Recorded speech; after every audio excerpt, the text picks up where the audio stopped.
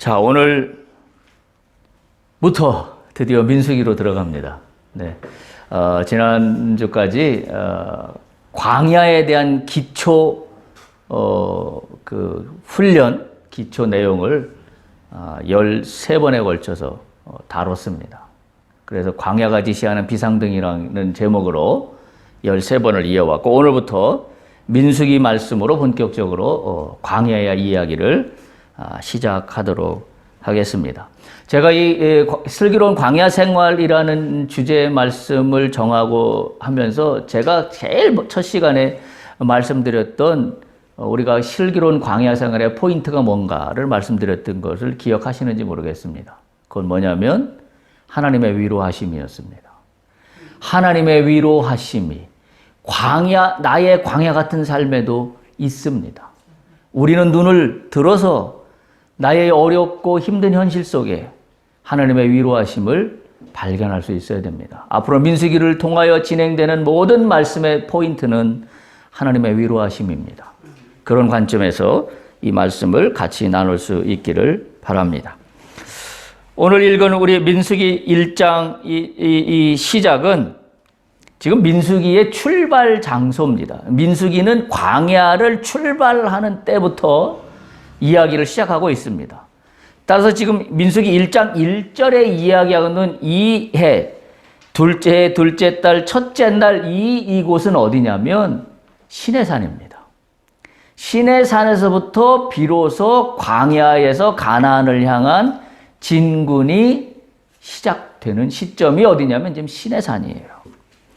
자, 그래서 민수기는 시내산을 출발해서 모압 광야가 어디냐면 가나안 바로 들어가기 전의 광야입니다.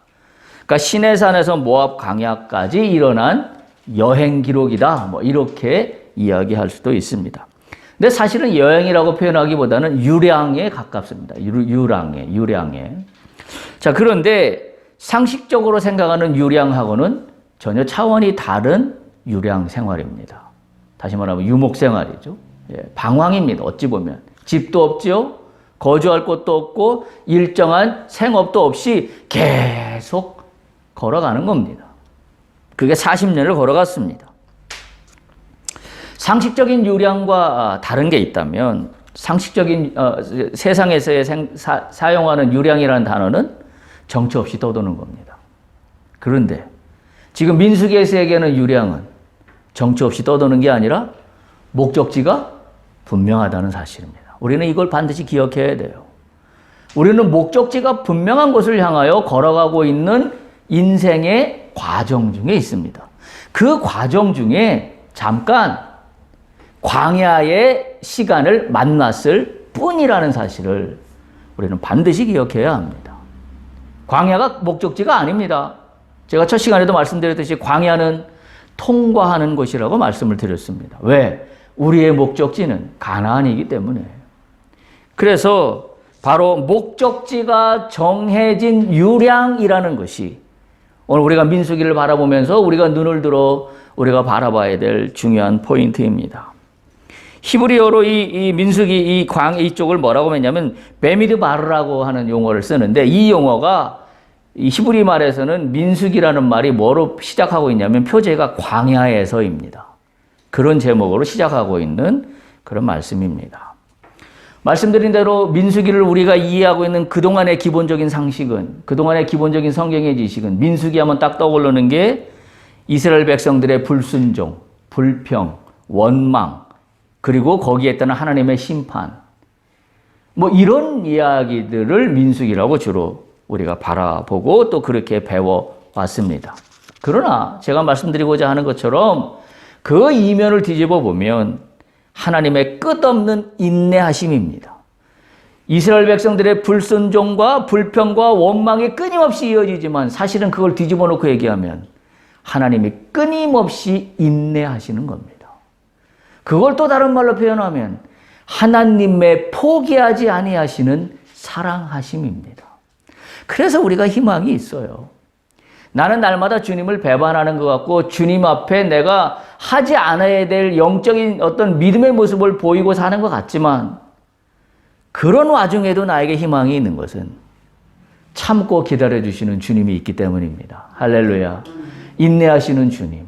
그리고 끝까지 포기하지 아니하시는 하나님의 사랑이 있기 때문에 나는 나의 인생 이야기가 미흡하고 나약하고 부족하게 한이 없지만 나는 그래도 당당하게 내 인생 이야기를 펼쳐나갈 수 있다는 그런 말씀입니다.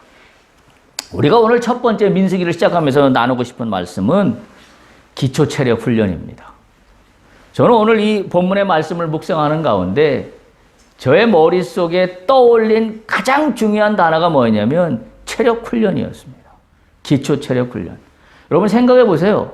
자, 광야 40년을 걸어가야 됩니다. 40년은 안 되고 1년을 걸어간다고 1년 만이라고도 한번 생각해 봅시다.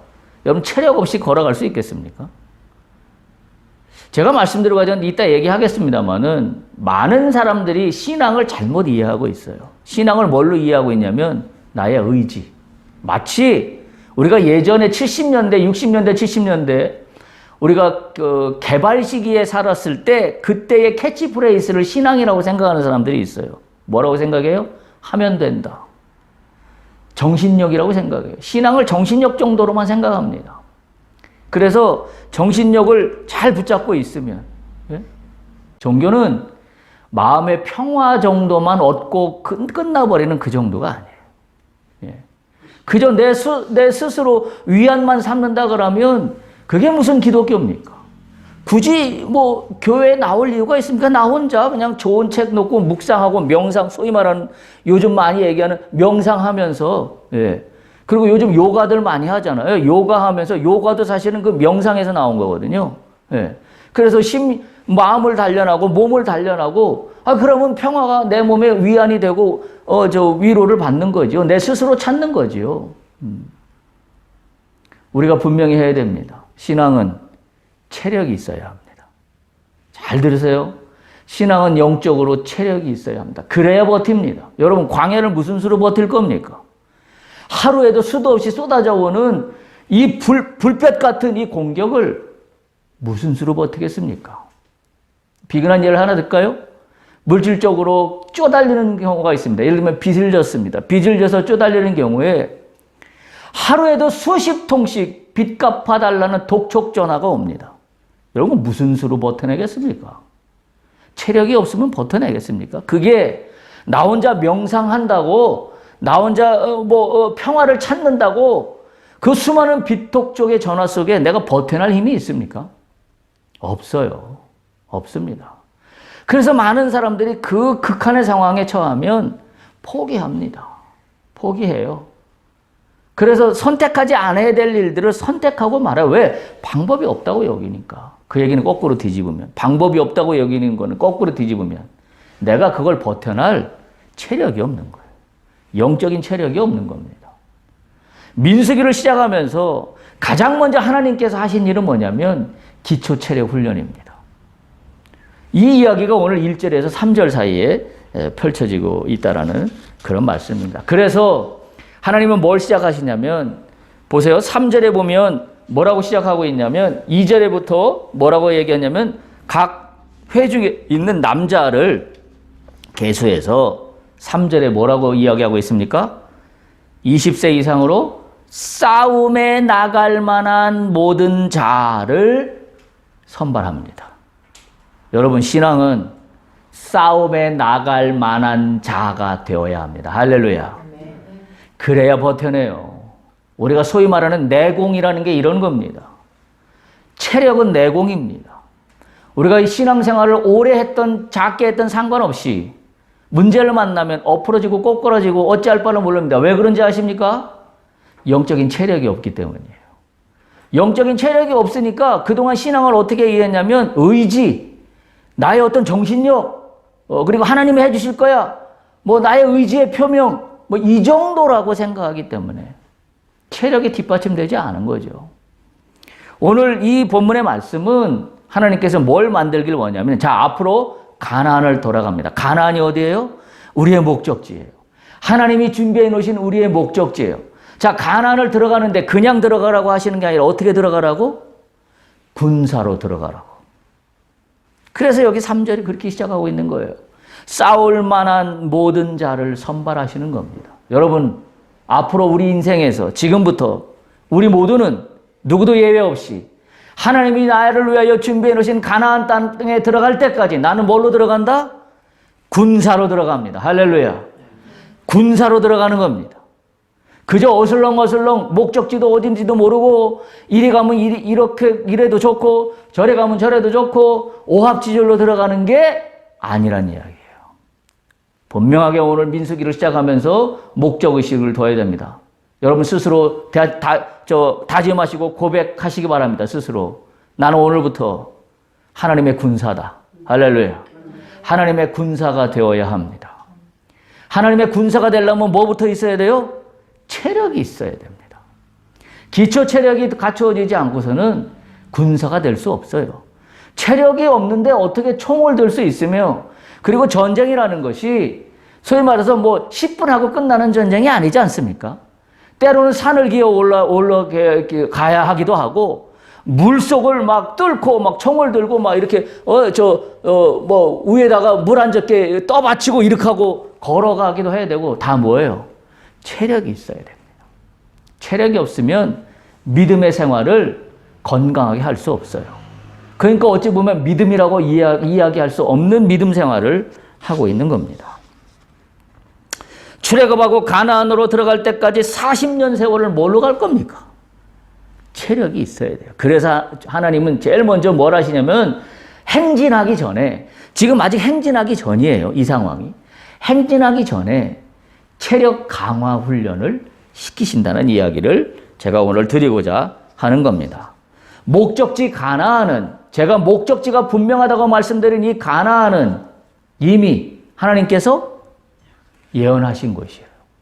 창세기에 보면 창세기 15장 13절 14절에 여호와께서 아브라함에게 이렇게 말씀하세요. 여호와께서 아브라함에게 이르시되 너는 반드시 알라라고 말씀하세요. 내 자손이 이방에서 객이되어 그들을 섬기겠고 그들은 400년 동안 내 자손을 괴롭히겠다. 그리고 14절 그들이 섬기는 나라를 내가 징벌할지며 그 후에 네 자손이 큰 재물을 이끌고 나오게 될 것이다. 이미 하나님께서 아브라함에게 약속하신 거예요. 자, 그러면 우리는 정리할 수 있어요.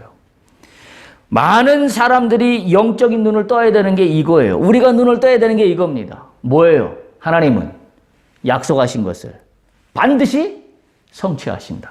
할렐루야. 하나님은 약속하신 것을 반드시 성취하십니다. 그래서 오늘 민수기에서 이 행진을 시작하고 있는 이 시점에 있는 이유는 뭐예요? 하나님이 약속하신 것을 성취하기 위한 거예요. 하나님이 약속하신 것을 성취하기 위해서 우리를 구름 타고 손오공처럼 숑 하고 가나안 땅으로 옮겨주시는 게 아니라 지금부터 너의 발에 힘을, 내가 너의 발에 힘을 줄 것이니 네 발로 걸어서 내가 약속한 그 땅으로 들어가라 라는 거예요. 이게 신앙입니다. 내 발로 걸어가야 되는 거예요. 내 발로 내 땅을 딛고 내 발로 걸어가야 됩니다. 근데 걸어가는 게 힘들지만 힘든 걸로 끝나지 않아요. 왜? 하나님의 약속이 성취되는 그 약속이 있기 때문입니다. 그래서 우리는 목적지를 향하여 걸어갈 수 있는 겁니다. 여러분이 애굽의 삶을 믿지 않는 사람들의 이야기, 믿지 않는 사람들의 시각으로만 본다면 애굽 땅에서는 영원히 헤어나오지 못할 그와 같은 상황으로 이해할 수밖에 없어요. 왜? 400년이라는 시간이 흘러 지나갔습니다. 400년 동안 어떤 일이 있었겠어요? 거기에 이미 이스라엘 백성들도 자기 땅도 있었을 거고 자기 재산도 있을 거고 거기에서 현지에서 결혼한 사람도 있을 거고 별의별 사람들이 다 있을 겁니다. 이미 그 땅에 뿌리를 박을 대로 박고 산 세월이 한 400년이면 거길 충분히 남고도 남습니다. 그런데 그 땅을 나옵니다. 이건 상식적으로 이해가 되지 않는 이야기예요. 우리의 문제점이 뭔지 아세요? 믿음을 상식으로 이해하려고 하기 때문에 이해가 안 돼요. 그래서 믿음의 세계를 들어가지 못해요. 어떻게 상식으로 믿음을 이해하려고 그럽니까? 그저 종교는 마음의 평안을 얻는 거고 질병은 과학으로만 해결되면 된다는 그 논리랑 똑같은 겁니다. 그게 상식이지요. 그렇다 그러면 우리가 기독교를 믿고 예수를 나의 주인으로 믿을 이유가 뭐가 있습니까? 성경에 어디가 상식적으로 이해되는 이야기만 펼쳐지고 있습니까? 상식으로 어떻게 성경에 있는 기적은 상식으로 이해가 한 톨이라도 되는 이야기입니까? 이해가 안 되는 이야기입니다. 그럼에도 불구하고 우리는 이걸 지식으로 알지만 우리 모든 믿는 자들이 신앙으로 자신의 삶을 적용할 때 자꾸 뭐로 들이댄다? 상식의 잣대로 내 믿음을 들이대요. 그러니까 이게 믿음이라고 이야기할 수 없는 겁니다. 그런데 마침내 이런 상황을 뚫고 이스라엘 백성이 그 400년에 익숙해져 있는 생활을 뚫고 나온 건 단지 뭐 때문이다? 이스라엘 백성의 의지가 강렬했기 때문이다? 아니에요. 뭐 때문에 뚫고 나왔습니까? 하나님의 약속의 성취가 이루어져야 되기 때문에 뚫고 나온 거예요. 그걸 잘 깨달아야 됩니다. 내가 지금 내 자리에서 털고 일어나는 것은 내 의지가 강하기 때문에 털고 일어나는 것이 아니에요. 뭐가 있기 때문이다? 하나님이 나에게 약속하신 약속이 성취되는 일만 남아있기 때문에 내가 일어날 수 있는 거예요.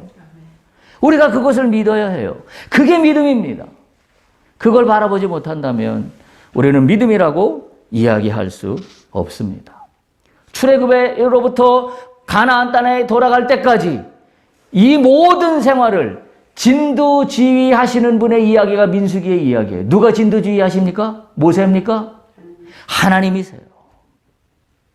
우리는 여기에 영적인 눈을 떠야 돼요. 그러니까 이렇게 이해하시면 됩니다. 하나님은 당신이 약속하신 일을 성취하시는데 당신은 뒷짐지고 가만히 있는 게 아니라 당신이 몸소 진두지휘하세요. 진두지휘하세요. 나는 어떻게 하면 돼요? 그분만 따라가면 됩니다. 그게 믿음이에요. 근데 어떤 게 믿음이냐면 거기에 의심하지 않는 겁니다. 거기에 상식의 잣대를 대지 않는 겁니다. 거기에 그럴듯한 논리로 잣대를 대지 않는 겁니다. 오직 주님의 편에서만 발견할 수 있기 때문에 그렇습니다. 따라서 우리가 민수기를 통해서 하나님의 위로를 발견합시다라고 제가 부르짖는 이유 중에 하나는 바로 여기에 있습니다. 왜? 하나님의 약속이 성취되는 중간 과정에 있기 때문입니다. 거기에 우리가 하나님의 위로를 발견하는 것은 이것이 믿음입니다. 이 어렵고 힘든 광야 생활 동안에 하나님의 위로를 발견하지 못한다면 그건 믿음의 사람이라고 이야기할 수 없습니다. 왜? 하나님의 행하신 일을 바라보지 못하기 때문에 그렇습니다. 하나님은 한 번도 잊지 아니하시고 반드시 그분의 약속을 지키는 분이시다라는 것을 우리가 반드시 기억해야 합니다. 그러면 이렇게 반문하는 분도 있을 것입니다. 언제 하나님께서 나에게 약속하신 적이 있냐? 어떻게 생각하세요? 언제 하나님께서 약속하신 적이 있냐? 지금 민수기 이 이야기는 이스라엘 백성들에게 가나안 땅에 가겠다고 한 이야기인데 그 얘기랑 나랑 무슨 상관이냐? 언제 하나님이 나한테 이 광야를 통과하여 가나안 땅에 너를 옮겨주겠다고 약속하신 적이 있냐? 나 잘 모르겠다 라고 생각할 수도 있습니다. 여러분 어떻게 생각하십니까? 약속받은 적이 있으시나요? 없으시나요? 거기 그 부분에 아리송하다 그러면 여러분 지금까지 신앙생활 헛한 겁니다. 제가 그 이유를 말씀드릴게요. 우리는 예수 그리스도의 은혜로 구원받은 자들입니다. 예수 그리스도로 말미암아 그를 믿는 믿음으로 구원을 받았어요. 그렇다면 그분을 믿는 믿음으로 우리는 어떤 자가 된 거냐면 약속을 받은 자가 된 거예요. 성경은 분명히 그걸 증언하고 있습니다. 이 사실이 명확하지 않다 그러면 우리는 지금까지 신앙생활 헛한 거예요. 잘못 배운 거예요. 한 번도 배운 적이 없는 겁니다. 아니면 잊어버렸든지. 그분을 믿는 믿음으로 우리는 약속받는 자가 되었고 그분을 믿는 믿음으로 우리는 주의 자녀가 되었고 그분을 믿는 믿음으로 우리는 하나님의 상속자가 되었습니다. 그게 지난번 우리가 살펴봤던 갈라디아서에서 나왔던 그런 말씀이에요. 기억을 되돌려 볼까요? 갈라디아서 3장 22절에 보면 뭐라고 이야기하고 있냐면 성경이 하면서 이는 예수 그리스도를 믿음으로 말미암는 약속을 믿는 자들에게 주려 함이라. 할렐루야. 약속을 믿는 자들에게 예수 그리스도로 말미암아 약속을 믿는 자들에게 이 약속을 주려 함이라. 그러니까 뭐예요? 이 약속은 이미 나도 하나님이 주신 약속이에요. 가나안으로 가겠다는 오늘 민수기의 이 말씀은 오늘 나에게도 주시는 말씀이라는 사실입니다. 왜요? 내가 예수 그리스도를 믿는 믿음으로 말미암아 그게 가능해졌다는 이야기입니다. 또 갈라디아서 4장 6절과 7절에 보면 이렇게 기록하고 있습니다. 너희가 아들임으로, 우리를 아들이래요. 다시 말하면 하나님의 자녀입니다. 아들임으로 하나님이 그 아들의 영을 우리 마음 가운데 보내사 아빠 아버지라 부르게 하셨느니라. 그러므로 기억하세요. 네가 이후로는 종이 아니요 아들이니, 아들이면 하나님으로 말미암아 유업을 받을 자니라. 할렐루야. 유업을 받을 자가 누구예요? 상속자라는 이야기예요. 따라서 우리는 오늘 민수기에서 펼쳐지고 있는 이 가나안으로 가는 이 약속은, 내가 예수를 믿는다면 나는 이 약속은 오늘 나에게 주어진 약속입니다. 그래서 내가 오늘 내 삶을 툴툴 털고 걸어갈 수 있는 용기를 가질 수 있게 된다라는 그런 말씀입니다. 자, 그런데 이 민수기의 구원의 역사의 하나님 이야기가 먼저 출애굽 사건을 통해서 진정한 구원이 뭔지를 알게 하셨습니다. 그렇죠? 홍해가 갈라지는 역사, 애굽에서 탈출해서 나오는 10번의 재앙을 통하여 무엇인지를 알게 하셨어요. 하나님께서 유아기에 머물러 있던 이스라엘 백성들을 이제는 뭘로 만드시길 원한다? 하나님의 군사로 만들기를 원하는 거예요. 우리가 구원받았던 것은 공로 없이 구원을 받았어요? 선물로 받았어요? 그건 어찌 보면 신앙의 전체 길에서 보면 유아기입니다. 자, 이제부터 목적지인 가나안 땅으로 들어가야 되는데 하나님은 뭘 원하세요? 싸움에 나갈 만한 자가 되기를 원하시는 겁니다. 하나님은 이제부터는 신분이 바뀌기를 원하는 거예요. 뭘로 바뀌어야 된다 우리가? 하나님의 군사로. 할렐루야. 하나님의 군사로 바뀌는 겁니다. 많은 사람들이 구원받았던 유아기의 상태에 지금도 그대로 머물러 있는 신앙의 모습을 보이고 있는 사람들이 너무나 많습니다. 잘못된 거예요. 잘못된 겁니다. 가나안으로 가기까지 유아기의 구원의 역사가 있었다면 이제는 우리가 뭘로 바뀌어야 된다? 군사가 되어야 된다. 하나님의 군사로 바뀌어야 합니다. 다시 말하면 질서 있는 군대로 재편성되어야 됩니다. 오늘 민수기에 있는 이 이야기는 뭘 이야기하고 있는 거냐면 질서 있는 군대로 재편성하기 위해서 지금 각 자손의 모든 회중에 있는 사람들을 이름을 호명하면서 계수하기 시작한 겁니다. 재편성이에요. 너희가 유아기 상태로는 체력이 없기 때문에 가나안 땅에 들어갈 수 없다라는 사실이에요. 여러분, 우리 인생도 똑같아요. 우리가 지금 믿음의 길을 걸어갑니다. 뭘로 걸어갈 거예요? 체력이 있어야 돼요. 체력이 있다는 얘기는 뭘로 우리가 되냐는 이야기냐면 하나님의 군사로 다시 태어나야 합니다. 오늘 민수기는 그 이야기를 하고 있는 겁니다. 많은 사람들이 구원은 받았으나 문제를 만날 때마다 흔들려 버리고 맙니다. 왜 흔들려 버리고 말아요? 군사가 안 됐기 때문에. 그저 유아기에 머물러 있기 때문에. 머리에 들은 지식은 많아요. 교회에서 배운 각종 프로그램을 통해서 성경 공부를 통해서 배운 지식은 무지무지하게 많습니다. 제가 말씀드린 바대로 자격증으로 따지면 책 한 권을 채워도 모자랄 정도로 이수한 프로그램은 그렇게 많습니다. 근데 문제는 뭐예요? 문제를 만날 때 흔들려 버리고 좌절하고 만다는 거예요. 그러면 수많이 성경 공부한 게 무슨 의미가 있습니까?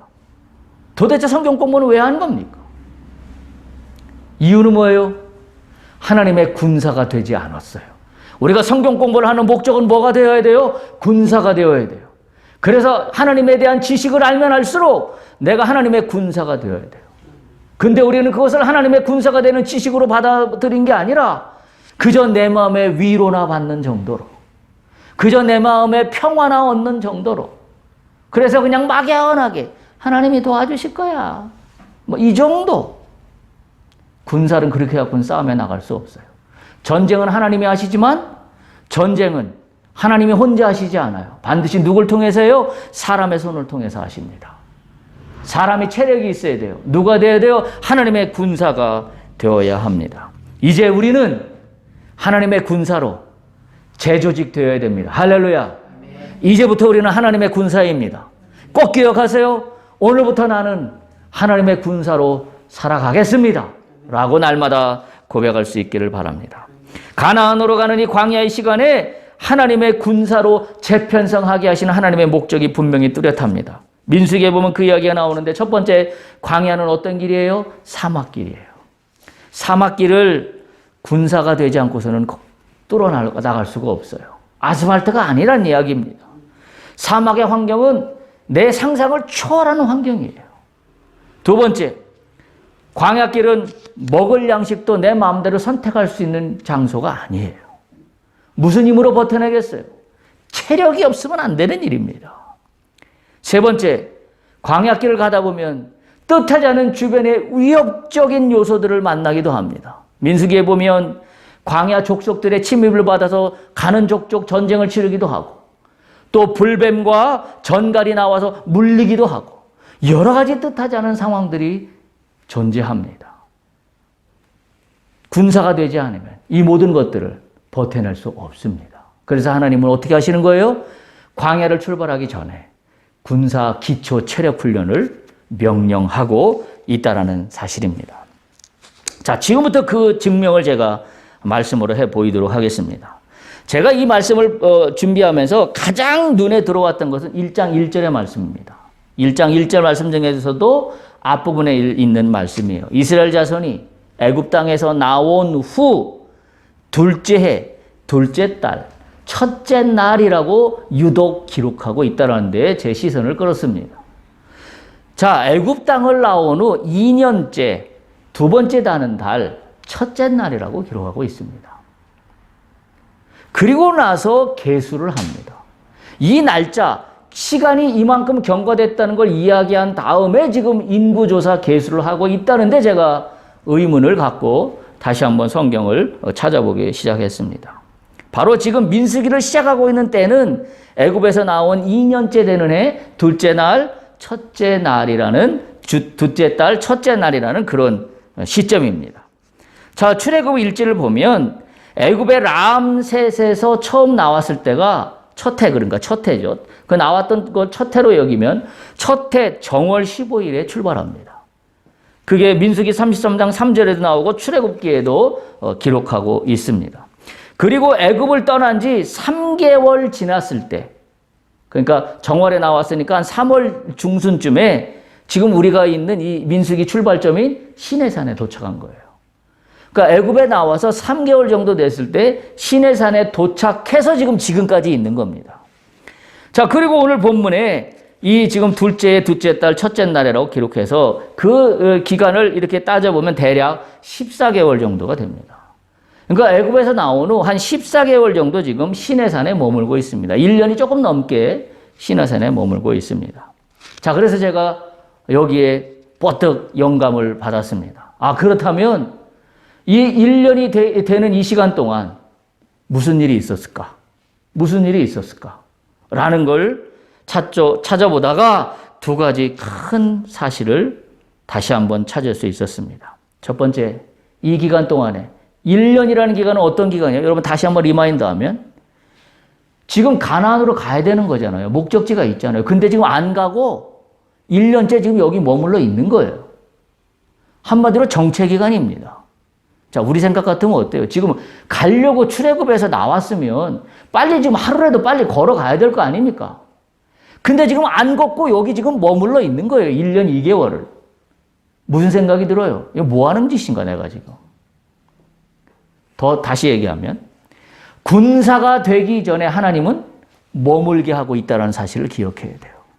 우리 생각 같아서는 빨리 지나가야 되는 게 맞는 이야기인데 하나님은 빨리 지나가는 게 목적이 아니라 지금 머물게 하는 대신에 군사가 되기 위한 기초 체력 훈련을 지금 1년 동안 시키고 있다는 사실을 발견할 수 있었습니다. 첫 번째, 무슨 일이 있었냐면 여러분 잘 아시는 바와 같이 출애굽한 지 약 5개월이 되는 시점 시내산에서 십계명을 받습니다.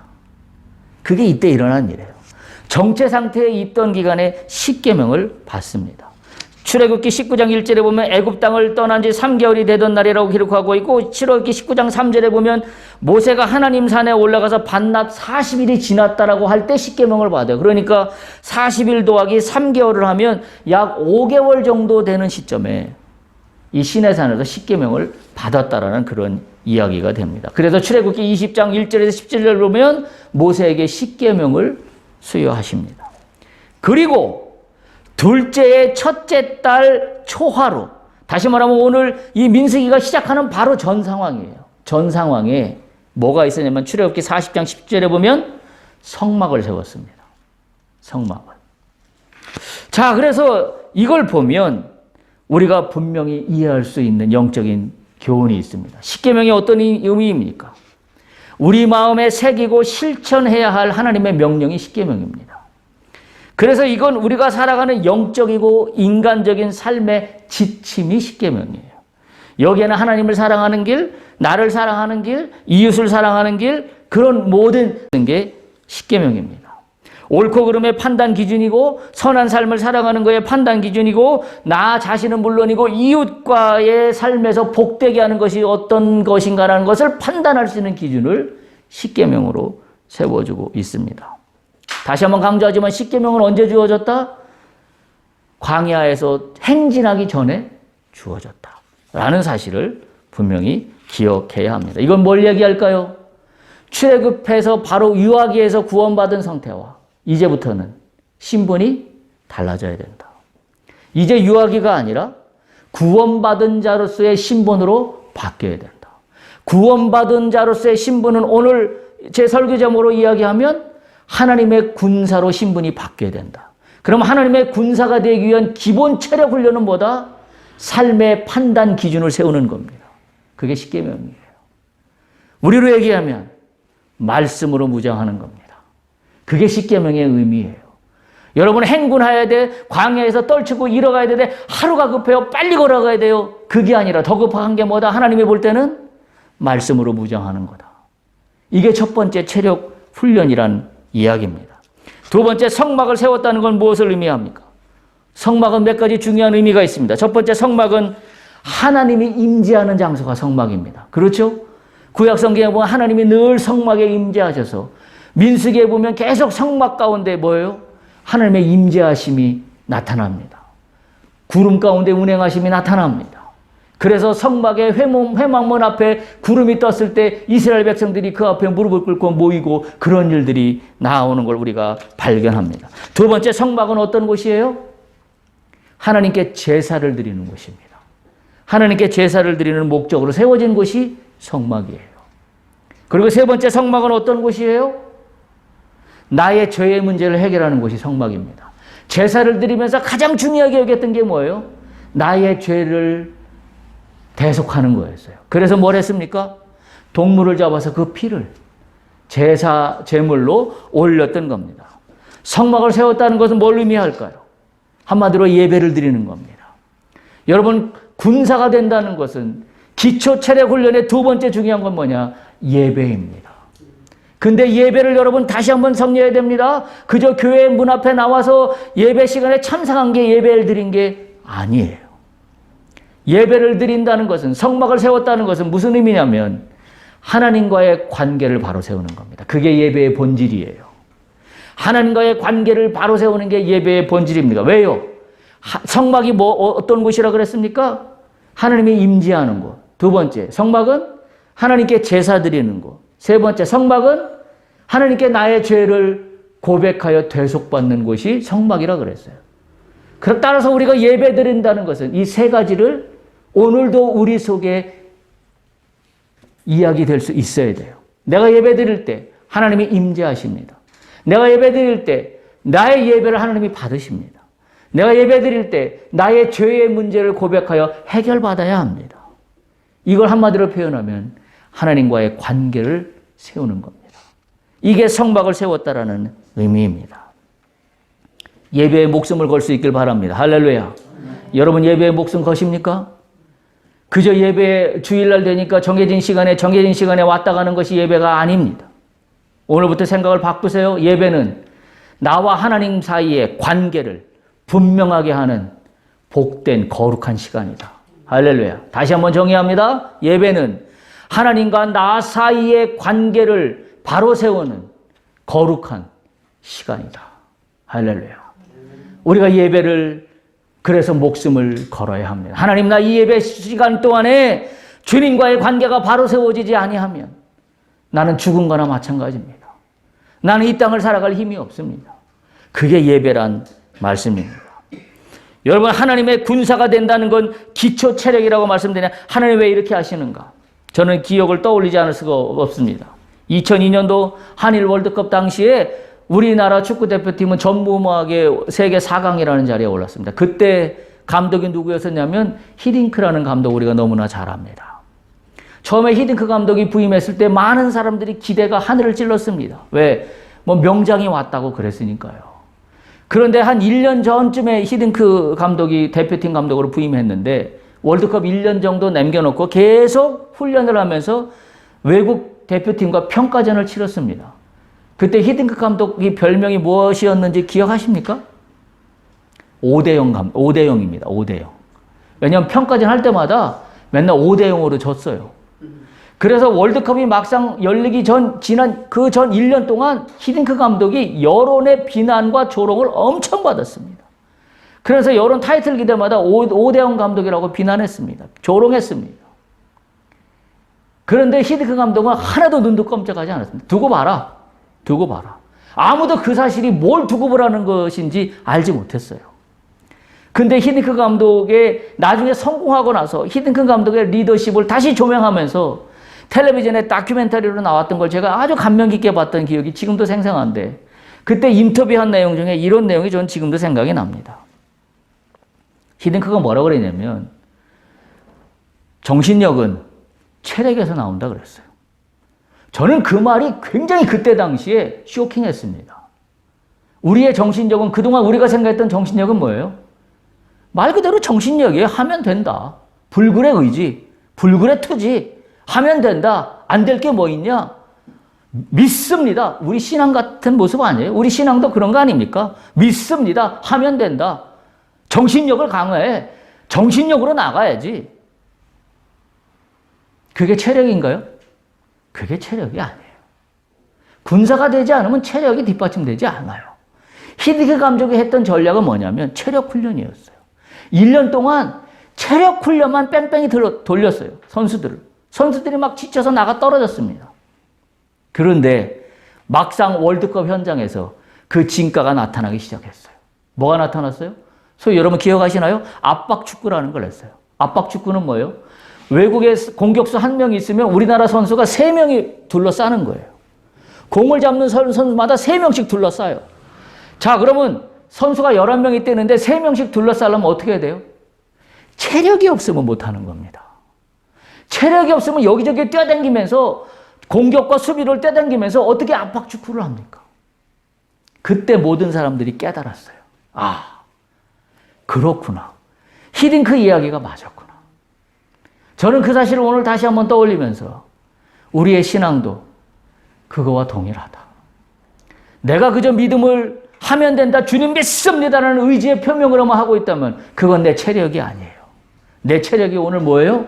내 체력이 첫 번째 뭡니까? 말씀 중심이에요. 두 번째 내 체력은 뭐가 되어야 돼요? 예배의 목숨을 걸어야 합니다. 그래서 하나님과의 관계를 바로 세우는 게 돼야 내 체력이 튼튼해지는 거예요. 그래야 광야의 행군을 거뜬히 해낼 수 있습니다. 그래서 압박 축구라도 할 수 있어요. 그걸 못하면 아무것도 이루어지지 않는다는 사실을 우리는 반드시 기억해야 합니다. 여러분의 믿음의 체력은 어떻습니까?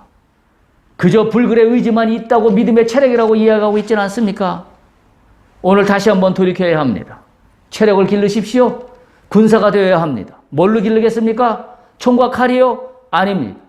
무슨 장비를 갖춥니까? 아닙니다. 믿음의 사람의 체력은 두 가지입니다. 첫 번째, 말씀 중심입니다. 말씀을 새롭게 하십시오. 날마다 말씀을 파십시오. 말씀으로 나를 붙잡아 매십시오. 말씀 안에서 나에게 말씀하시는 주님을 만나십시오. 그게 나의 체력입니다. 그게 나의 힘입니다. 그래서 예수는 나의 힘이라고 우리가 찬양하지 않습니까? 그게 나의 힘이란 말씀입니다. 교회에 출석하는 것만으로 희망이 될 수 없습니다. 교회에 출석하고 예배에 참석했다는 이유 하나만으로 나에게 그것이 소망이 될 수 없습니다. 체력이 있어야 합니다. 체력이 있어야 합니다. 우리는 광야를 뚫고 나갈 힘이 필요하다 그래서 물이 없으니까 물을 어떻게 구입해야 되나. 그래서 주변의 족속에게 뭘 좀 이렇게 잘 타협을 해서 물 좀 갖다 달라고 해야 되나? 아니면 적들을 만날 테니 총칼을 구입해야 되나? 아니면 야외에 취침해야 되니까 광야 시간에는 그러니까 예를 들면 야생동물들도 침입할 거니까 튼튼한 텐트를 구입해야 될까? 우리는 그렇게 그거를 우리가 갖추는 준비라고 생각할지 모르지만 믿음의 자리에 체력 훈련은 그런 게 아닙니다. 뭐라고요? 말씀. 뭐라고요? 예배. 두 가지입니다. 따라서 우리는 말씀 중심으로 돌아가야 합니다. 제가 오늘 이후로 말씀을 부탁드립니다. 여러분 맵독했다는 거에 자랑하지 마십시오. 그 의미 없습니다. 제가 했던 경험으로 말씀드리는 거예요. 말씀 한 절이라도 정독하십시오. 말씀 한 절을 파고 파십시오. 한 단어 갖고 하루 종일 한번 씨름해 보십시오. 그 말씀 속에서 나에게 놀라운 생명이 나에게 들어옵니다. 놀라운 생명이 나에게 들어와요. 말씀 한 단어라도 한번 붙잡고 한번 생명을 걸어 보십시오. 내가 오늘 이 말씀이, 이 한 구절 말씀이 무슨 말씀인지 나에게 깨닫게 되지 않으면 내가 오늘 잠을 자지 않겠습니다. 한번 생명을 걸어 보세요. 그저 의무적으로 하루 내가 몇 장 읽기로 정했으니 몇 장을 읽겠다라고 읽을 때 여러분 그게 마음속에 들어오던가요? 몇 장 빨리 끝나는 게 목적이지. 광야를 통과할 때는 그렇게 하는 게 아니에요. 광야 시간이 아닐 때는 다독도 의미가 있습니다. 왜? 다독하는 중에도 하나님이 주신 메시지가 있기 때문이에요. 그러나 광야 시간에 있을 때는 다독하는 게 아닙니다. 광야 시간에 있을 때는 정독해야 돼요. 꼼꼼히 파야 합니다. 이 말씀이 내 말씀이 되기 위해서 파야 돼요.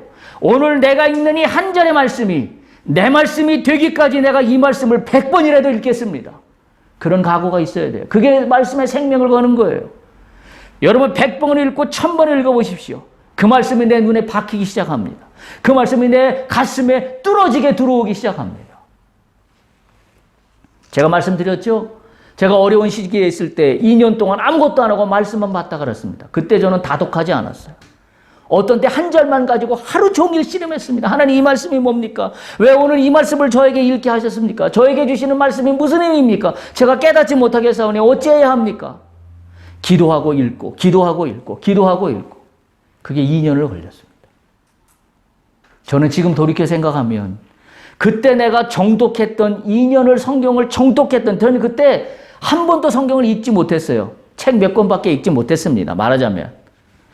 제가 그 읽었던 성경 때문에 그때 정독했던 그것 때문에 제가 성경을 보는 눈이 열렸습니다. 그리고 그 성경을 보는 눈이 열려서 신학대학원에 갈 수 있었어요. 그때 저는 그 말씀을 읽으면서 꿀보다도 달다는 게 이런 거구나 하는 걸 저는 매일 체험했어요. 그래서 그 말씀을 처음 제가 이해했어요. 말씀이 꿀보다 달다는 말을 이해를 못했었는데 그때 2년 동안 정독하면서 처음으로 느꼈습니다. 여러분들도 동일한 은혜가 있기를 기대합니다. 정독하십시오. 말씀 한 구절 가지고 파십시오. 이게 뭐예요? 강한 군사가 되는 기초체력 훈련입니다. 두 번째, 예배 중심으로 돌아가야 됩니다. 시내산에 1년여 머물면서 한 일이 성막을 세우는 거였다고 말씀드렸어요. 예배에 목숨을 거십시오. 나의 죄를 고백하십시오. 난 아무것도 아닙니다. 그래서 우리가 예배 시간에 하는 이 예배 순서의 신앙 고백들을 소중히 여겨야 합니다. 그 시간을 통하여 하나님과 나와의 관계를 바로 세우는 겁니다. 예배에 늦을까 봐 발을 동동거리고 예배 시간에 한투레로 내가 딴 생각하는 것 때문에 발을 동동거리고 그게 예배에 목숨을 거는 겁니다. 예배에 어떻게든지 내가 한 1분 1초라도 하나님과 대면하는 시간을 소홀히 여기지 않겠다는 걸 여기는 것이 예배에 목숨을 거는 겁니다. 그냥 앉아있는 게 예배에 목숨을 거는 게 아니란 사실입니다. 정리하겠습니다. 오늘 말씀을 통해 주신 하나님의 위로는 뭐예요? 유아기에 있던 나의 신앙으로부터 이제는 하나님의 군사가 되라. 이게 오늘 주께서 우리에게 주시는 위로의 말씀입니다. 하나님의 군사가 되라. 기초 체력을 길러라. 기초 체력을 기를 때 광야를 거뜬히 통과할 수 있느니라. 할렐루야.